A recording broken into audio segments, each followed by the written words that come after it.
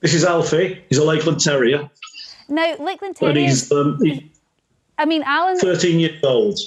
he's going to want to go around and explore. Do you really keep him on a lead all the time? He's on the lead the majority of the time, but he's a very, very good dog, and he tends to stay on paths. But yeah, I mean, if I'm going through any really, really sensitive areas for wildlife or for sheep or anything like that, I'll put him on the lead.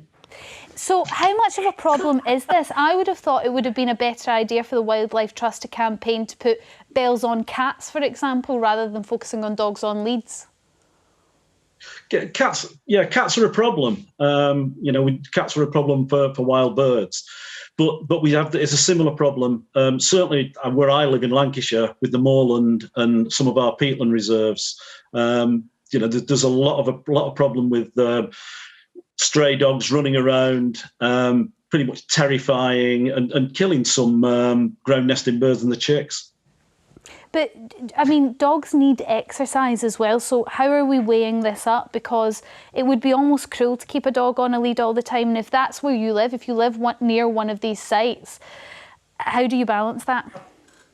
I mean, there are areas, obviously, there are places like parks and places like that where you could let the dog off the lead and let him have a run around. But generally, I mean, the wilder areas, the countryside, and particularly at this time of year during the nesting season, it is a real problem. And I don't want to get to a stage where I'm not hearing skylarks above my head and lapwings and going to beaches and not seeing oyster catches because they've been devastated because of this increase in dog ownership we've seen over lockdown. Well, that is, I suppose, something that we need to consider as well.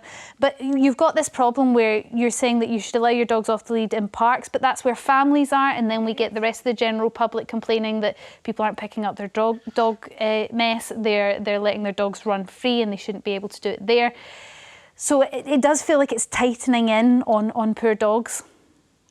I think I agree with Carol. I mean, it's about dog ownership. And you can train your dogs so they're not bothering people. They're not, and they are, very, very stay close to you when you actually go for a walk. And obviously picking up dog poo, which is a real problem, not only on our nature reserves, but in the village where I live. There's a lot of selfish and irresponsible dog owners.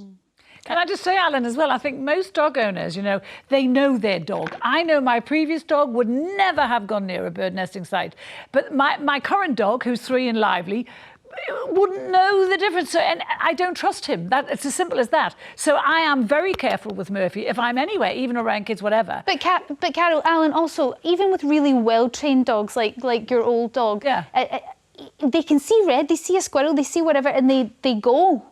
But if you say stop, it is a matter of trust. It's a matter of and this is why we're saying that if you're unsure about your dog, or pretty much any dog, it's got to be on a lead in these really sensitive areas, because they might just bolt off and see something they don't see, and they might actually shock you. Every dog is perfect to their owner, but unfortunately, Alan knows it well. Unfortunately, except me. Unfortunately, they're not.